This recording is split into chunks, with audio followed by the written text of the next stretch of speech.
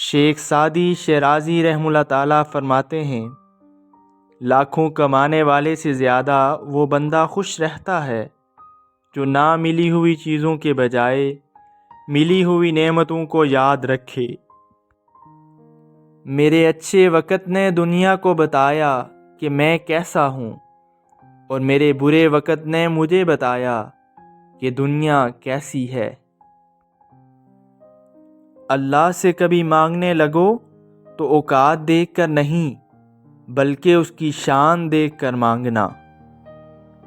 جب مجھے پتہ چلا کہ محل کے بستر اور خالی زمین پر سونے والوں کے خواب ایک جیسے اور قبر بھی ایک جیسی ہوتی ہے تو مجھے اللہ کے انصاف پر یقین آ گیا۔ بیکار بولنے سے منہ بند رکھنا بہتر ہے۔ میرے پاس وقت نہیں ہے ان لوگوں سے نفرت کرنے کا جو مجھ سے نفرت کرتے ہیں، کیونکہ میں مصروف رہتا ہوں ان لوگوں میں جو مجھ سے محبت کرتے ہیں۔ عاجزی میں کامیابی، تکبر میں ناکامی، سچ میں خوشی، جھوٹ میں پریشانی، صبر میں برکت، غصے میں نقصان، گناہ میں بیماری اور استغفار میں شفا ہے۔ کوئی شخص روزی اپنی لیاقت اور طاقت سے نہیں حاصل کرتا، اللہ سب کا رازق ہے۔ اچھے دنوں کے انتظار میں ہماری ساری عمر گزر جاتی ہے، اور پھر پتہ چلتا ہے کہ جو دن گزر گئے وہی اچھے تھے۔ جو تیرے سامنے اوروں کی برائی کرتا ہے وہ اوروں کے سامنے تیری بھی برائی کرتا ہے۔ جو شخص بچپن میں تمیز نہیں سیکھتا وہ بڑا ہو کر بھی نہیں سیکھتا۔ تعلیم انسان کو بولنا سکھا دیتی ہے مگر یہ نہیں سکھاتی کہ کب، کہاں اور کیا بولنا ہے۔